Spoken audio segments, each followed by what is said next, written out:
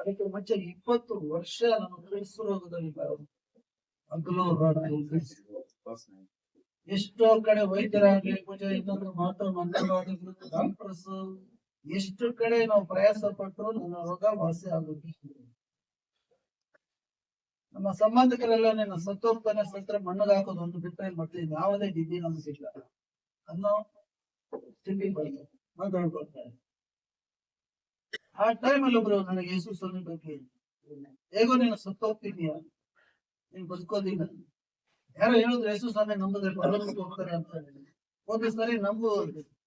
ನಾನು ವ್ಯಕ್ತಿನ ಬೈದ ತಿರಸ್ಕಾರ ಮಾಡಿದೆ. ನಾನು ಎಷ್ಟೋ ದೇವರುಗಳನ್ನ ಪೂಜೆ ಮಾಡಿದ್ದೀನಿ, ಅರಿಕೆಗಳು ಮಾಡಿದ್ದೀನಿ, ಸ್ನಾನ ಮಾಡಿ ಎಷ್ಟೋ ರೀತಿಯಲ್ಲಿ ಡಾಕ್ಟರ್ ವೈದ್ಯರಾಯ್ತು ಎಲ್ಲರಿಗೂ ಯಾರ ಕೈಲೂ ಆಗದಿತ್ತು ಈ ಕ್ರಿಶ್ಚಿಯನ್ ಯೇಸು ಸ್ವಾಮಿ ಕೈಲಿ ಆಗ್ತದ.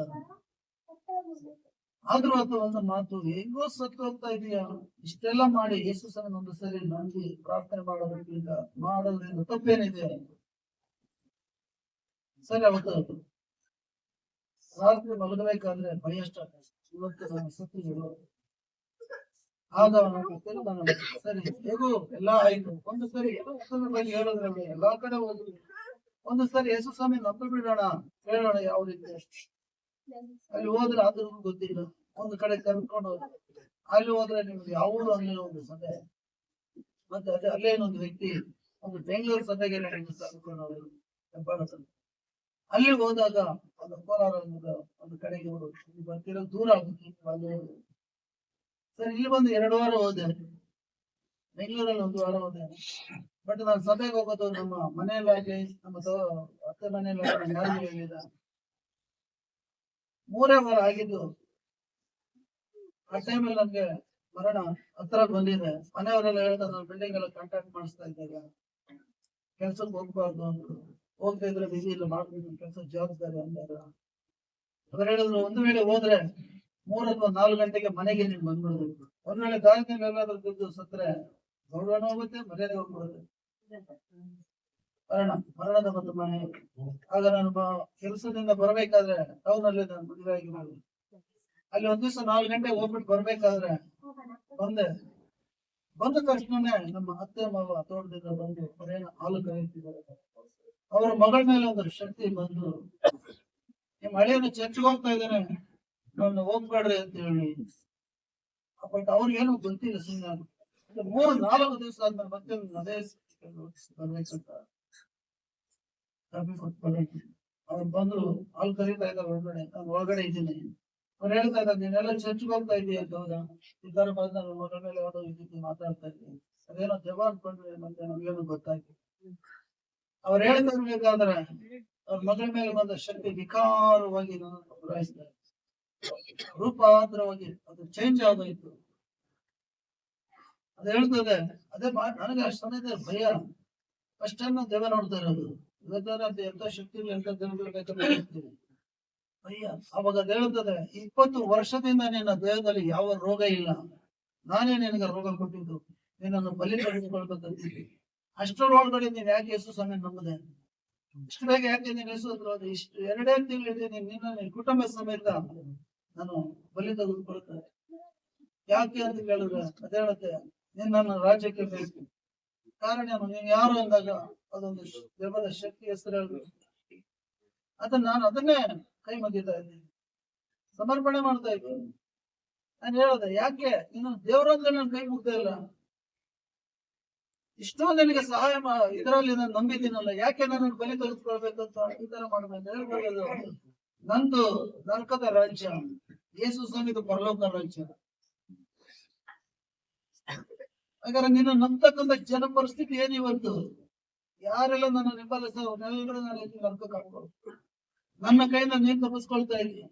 ಯಾವಾಗ ನೀನ್ ಯೇಸು ಸ್ವಾಮಿ ನಂಬುದು ಅವಾಗಿಂದ ನಾನು ಮುಟ್ಟಕ್ ಆಗ್ತಾ ಇದ್ದೀನಿ. ಯಾಕೆ ಇಷ್ಟ ದಿನದಿಂದ ಯಾಕೆ ನಾನು ಹೊರಗಡೆ ಬರ್ಲಿಲ್ಲ? ಇವತ್ ಮಾತ್ರ ಯಾಕೆ ಈ ತರ ಮಾಡ್ತಾ ಬಂದಿದ್ವಿ ಅಂದ್ರೆ ಅದು ಹೇಳ್ತದೆ, ಇಷ್ಟೋ ದಿವಸದಿಂದ ನೀನ್ ಯೇಸು ಸ್ವಾಮಿ ನಂಬಲಿಲ್ಲ, ಅದಕ್ಕೆ ನಾನು ಬರ್ಲಿಲ್ಲ. ನೀನ್ ಯಾವಾಗ ಯೇಸು ಸ್ವಾಮಿ ನಂಬುದು ಅವಾಗಿಂದ ನಾನು ಮುಟ್ಟಕ್ ಆಗ್ತಾ ಇಲ್ಲ. ನೀನು ಮುಖದಲ್ಲಿ ಬೆಂಕಿ ಕಾಣಿಸ್ತಾ ಇದೆ, ನನ್ ಮುಖ ಕೂಡ ನೋಡಕ್ ಆಗ್ತಾ ಇಲ್ಲ ಅಂತ 2 ಕೈಗಳನ್ನ ಮುಚ್ಚಿಕೊಂಡು ಅದು ಪಕ್ಕಕ್ಕೆ ಭಯ ಪಡ. ಆಗ ನನಗೆ ಧೈರ್ಯ ಬಂತು, ಇದುವರೆಗೂ ನಂಬಿರ್ತಕ್ಕಂಥ ಯೇಸು ಸ್ವಾಮಿ ನಂಬಿದಕ್ಕೆ ಇದು ಒಂದಿಷ್ಟು ರಿಯಲ್ ಆಗಿ ಕ್ಲಿಯರ್ ಆಗಿದ್ದು ರಿಸಲ್ಟ್ ಕೊಡ್ತಾ ಇದೆಯಲ್ಲ. ನನ್ನ ಕೈಗೆ ಸಿಕ್ಕದವಳು ಒಬ್ಬರು ಇದುವರೆಗೂ ಉಳಿದಿದ್ದಿಲ್ಲ. ನೀನೊಬ್ಬನೇ ನನ್ನಿಂದ ತಪ್ಪಿಸ್ಕೊಳ್ತಾರ, ನೀನೊಬ್ಬನೇ ನನ್ನಿಂದ ತಪ್ಪಿಸ್ಕೊಳ್ತಾರ. ನೀನ್ ದೇವರನ್ನ ಹೋಗ್ಬಾರ್ದು, ಚರ್ಚ್ ಹೋಗ್ಬಾರ್ದು, ಬಿಟ್ಟು ಬಿಡ್ಬೇಕು, ನೀನ್ ಬಲಿ ತೆಗೆದುಕೊಳ್ತೀನಿ. ನಾನು ಹೇಳ್ತೇನೆ, ನಾನು ಯೇಸು ಸ್ವಾಮಿನ ಬಿಡ್ಲಿಲ್ಲ ಅಂದ್ರೆ, ನೀನ್ ಯೇಸು ಸ್ವಾಮಿನ ಬಿಡ್ಲಿಲ್ಲ ಅಂದ್ರೆ ನಾನು ಏನು ಮಾಡಕ್ ಆಗೋದು, ಬಿಟ್ರೆ ನೀನು ಬಲಿ ತೆಗೆದು.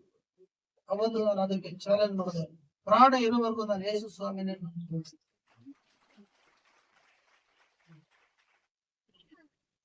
ಅವತ್ತು ನನಗೂ ಅದಕ್ಕೆ ಒಂದು ವಾಗ್ವಾದ, ಒಡಂಬಡಿಕೆ ಆಯ್ತು. ಅವತ್ತಿಂದ ಇದುವರೆಗೂ ಯೇಸು ಕ್ರಿಸ್ತನ ನಂಬ್ಕೊಂಡು ಬರ್ತಾರೆ. ಜನ ಹೇಳ್ತಾರೆ ಸತ್ಯ ಗೊತ್ತಿಲ್ಲ. ಈಗ ಪಾಸ್ಟರ್ ಮಾತಾಡೋದು, ಈಗ ನನ್ನ ಹೆಸರು ಶ್ರೀನಿವಾಸ ಎಲ್ಲ ಇದ್ದೆ, ನನ್ನ ಹೆಸರೇನು ಚೇಂಜ್ ಮಾಡ್ಕೊಳ್ಳಿ. ಹುಟ್ಟಿದ್ದು ಕುರ್ಬಾ ಇದ್ರಲ್ಲ ಇದ್ದೀನಿ. ನಾನು ಯೇಸುಸ್ವಾಮಿ ನೀನ್ ಬಂದ್ರೆ, ಯೇಸುಸ್ವಾಮಿ ಕಡೆಗೆ ಬಂದಾಗ ನೀನು ಜಾತಿನ ಚೇಂಜ್ ಮಾಡ್ಕೊಂಬ, ನಿನ್ ಸ್ವರ್ಗ ಕೊಡ್ತೀನಿ ಅಂತ ಹೇಳಿ, ಹೆಸರು ಚೇಂಜ್ ಮಾಡ್ಕೊಂಬ, ನಿನ್ಗೆ ಬರ್ಲಾಕ ಕೊಡ್ತೀನಿ ಅಂತ ಎಲ್ಲಿ ಹೇಳಿ. ಹಾಗಂತ ನಾನು ಕ್ರಿಶ್ಚಿಯನ್ ಸರ್ಟಿಫಿಕೇಟ್ ಎತ್ಕೊಂಡು ಬರ್ಲಾಕ ಹೋಗ್ತೀನಿ, ಅದ್ರ ದೇವ್ರು ನೋ ಹೆಸ್ರಿ ಇನ್ ಯಾರು ಗುರ್ತೇ ಇಲ್ಲ ಅಂತ. ಯೇಸು ಸ್ವಾಮಿಗೆ ಬೇಕಾಗಿರ್ತಕ್ಕಂಥದ್ದು ನಮ್ಮ ಪೂರ್ಣವಾದಂತ ಯೇಸು ಸ್ವಾಮಿ ಆಲಯ ಕಟ್ತೀವಿ, ಮೇಲೆ ಕಟ್ತೀವಿ, ನೀವೇ ಕಟ್ಟಿರ್ಬೋದು. ಎಲ್ಲಿಗೆ ಯಾವ ಗುಡಿಗಳಲ್ಲಿ ವಾಸ ಮಾಡ್ತಾನೆ ಅಂದ್ರೆ ದೇವ್ರು ಎಲ್ಲಿ ಇಲ್ಲ. ಮನುಷ್ಯನ ಹೃದಯವೇ ದೇವರಿಗೆ ಸರ್ವ ಜನರಿಗಾಗಿ ಪ್ರಾಣ ಕೊಟ್ಟಂತೆ ಯೇಸು. ಎಷ್ಟೋ ಜನಕ್ಕೆ ಇದು ಸತ್ಯ ಗೊತ್ತಿಲ್ಲ. ಈ ಸತ್ಯವನ್ನ ಪ್ರಕಟಿಸುವಂತದ್ದೇ ಕ್ರಿಸ್ಮಸ್ ಆಗಿರ್ಬೇಕೆಂಬುದು ಆಡಂಬರವಾಗಿರ್ಬೇಕು. ಸತ್ಯವನ್ನ ಪ್ರಕಟಿಸಬೇಕು. ಇವತ್ತು ಅನೇಕರು ಇವತ್ತೇ ಕ್ರಿಸ್ತನ ಹುಟ್ಟಿದಂತಾರೆ, ಇಲ್ಲ, ಕ್ರಿಸ್ತನ ಹುಟ್ಟಿ 2000 ವರ್ಷಗಳಾಗೋಯ್ತು. ಇವತ್ತು ಯೇಸು ಕ್ರಿಸ್ತನ ಹುಟ್ಟಬೇಕಾಗಿದ್ದಲ್ಲಿ ಮನುಷ್ಯನ ಹೃದಯದಲ್ಲಿ. ಎಲ್ಲಿ ಹುಟ್ಟಬೇಕು ಇವತ್ತು? ಮನುಷ್ಯನ ಹೃದಯದಲ್ಲಿ. ಒಳಗಡೆ ಯೇಸುವೇ ಇಲ್ಲದೆ ನೀನು ಯೇಸು ಬಗ್ಗೆ ಮಾತ್ರ ಪ್ರಯೋಜನನೇ ಇಲ್ಲ. ಒಳಗಡೆ ಇರಬೇಕು. ನಾವು ಅದನ್ನೇ ನಾನು ತೀರ್ಮಾನ ಮಾಡಿದೆ. ಇವತ್ತು ಯಾವುದೇ ಆಗ್ಲಿ ನನ್ನ ರಕ್ಷಣೆ ಮಾಡ್ಲಿಲ್ಲ, ವೈದ್ಯರಾಗ್ಲಿ, ಡಾಕ್ಟರ್ ಆಗ್ಲಿ, ಯಾರ ಕೈಲೂ ಆಗ್ಲಿಲ್ಲ ಬಿಡಿಸೋದಿಲ್ಲ ನಾನು ಬಿಡುಗಡೆ ಕೊಡಕ್ಕೆ. ಅವತ್ತು ಯೇಸು ಸ್ವಾಮಿನ ನಂಬಿದ್ದಕ್ಕೆ ಅವತ್ತುವರೆಗೂ ಈಚೆ ಬರ್ದಿರ್ತಕ್ಕಂಥ ಶಕ್ತಿ ನನಗೂ ಗೊತ್ತಿಲ್ಲ. ಇದೊಂದು ಶಕ್ತಿ ಅವತ್ತೇ ನಾನು ಚಾಲೆಂಜ್ ಮಾಡಿದೆ, ಪ್ರಾಣ ಇರೋವರೆಗೂ ಯೇಸು ಸ್ವಾಮಿನ ಬಿಡೋದಿಲ್ಲ. ಪ್ರಾಣ ಇರೋವರೆಗೂ ನಾನು ಯೇಸು ಸ್ವಾಮಿಯಲ್ಲಿ ಇರ್ತೇನೆ. ಇದು ನಮ್ಮವ್ರಿಗೂ ಗೊತ್ತ, ನಮ್ಮ ರಿಲೇಟಿವ್ ಯಾರು ನನಗೆ ತೊಂದರೆನೂ ಪಡಿಸಲಿಲ್ಲ. ಅವ್ರಿಗೆ ಗೊತ್ತಲ್ಲ ನನ್ನ ಕಷ್ಟದಲ್ಲಿ ಇದ್ದಿದ್ದು, ನಾನು ಬಾಧೆಗಳಲ್ಲಿ ಇದ್ದಿದ್ದು, ರೋಗದಲ್ಲಿ ಇದ್ದಿದ್ದು. ಇವತ್ತು ಅವ್ರು ಆರಾಮಾಗಿ ನಮ್ಮನ್ನ ಬಿಟ್ಟು ಬಿಟ್ಟಿಲ್ಲ, ತೊಂದರೆನೇ ಇಲ್ಲ, ಆರಾಮಾಗಿದ್ದೀವಿ. ಆದ್ರೆ ಗೊತ್ತಿಲ್ಲದ ಜನ ಏನು ಮಾಡ್ತಾರೆ, ಇವರು ಗೌಡರಲ್ಲಿ ಉಂಟು ಮಾಡ್ತೀವಿ ದೃಷ್ಟಿ. ಈಗ ಹೇಳಿ ನಮ್ಮ ದೃಷ್ಟಿ ಆಗಲೇ ಬದಲಾಯಿಸ್ಕೊಳ್ಬೇಕಂತ ಅವಶ್ಯಕತೆ ಇದೆಯಾ? ಇದೆಯಾ? ನನಗೆ ಯಾರು ಬೇಕು? ಧರ್ಮ ಬೇಕಾಗಿದೆ. ನನಗೆ ಬೇಕಾಗಿರೋದು ಯಾರು? ಯೇಸು ಸ್ವಾಮಿ. ಯಾವ ಧರ್ಮನ ಪರಲೋಕಕ್ಕೆ ನಡೆಸೋದಿಲ್ಲ ಕ್ರಿಸ್ತನ ಇಲ್ಲದೆ ಹೋದ್ರೆ. ಯೇಸು ಕ್ರಿಸ್ತನ ಒಳಗಡೆ ಇಲ್ಲದೆ ಹೋದ್ರೆ, ಯೇಸು ನಮ್ಮದೇ ಹೋದ್ರೆ, ಎಲ್ಲಿ ಯೇಸು ಸ್ವಾಮಿ ಬೈಬಲ್ ಬಂದ್ರೆ ಎಲ್ಲಾದ್ರೂ ನೀವು ಧರ್ಮಕ್ಕೆ ಬನ್ನಿ ಅಂದ್ರೆ ಹೇಳಿದಾರ? ಹೇಳಿ, ಯಾರಾದ್ರೂ ಹೇಳಿದಾರ? ನಿಮ್ ಧರ್ಮ ಬಿಟ್ಟು ಧರ್ಮಕ್ಕೆ ಬಾ ಅಂತ ಹೇಳಿ ಎಲ್ಲಾದ್ರೂ ಹೇಳಿದಾರ? ಧರ್ಮ ಬಿಟ್ಟು ನೀವು ಕ್ರಿಶ್ಚಿಯನ್ ಸರ್ಟಿಫಿಕೇಟ್ ಇಟ್ಕೊಂಡ್ರೆ ಮಾತ್ರ ನೀವು ಸ್ವರ್ಗ ಪರಲೋಕ ಯೇಸು ಎಲ್ಲಾದ್ರೂ ಹೇಳಿದಾರ? ಇಲ್ಲ. Chairman of El Shaddai Care Center, Desahalli Bangarpet, and also El Shaddai Pastors Fellowship here in Kolar with Pastor Srinivas and Pastor David. So we are doing all these services, and especially we have been serving people. Our main intention is to serve people, poor people, and disabled and mentally, physically handicapped and old age mothers.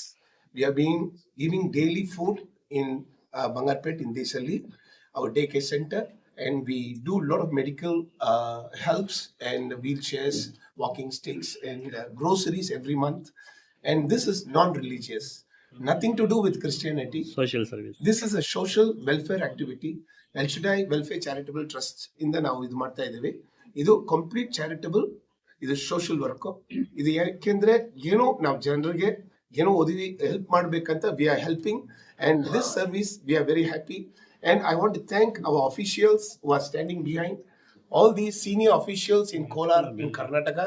They are all very, very connected with us, and their help, their support, their encouragement, it's really very good.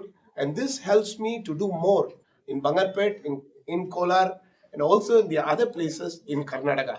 And we want to help many, many needy. Also, we help blind people. Necessarily, blind people came. We provided food for them, helps for them. So we are doing a lot of social work.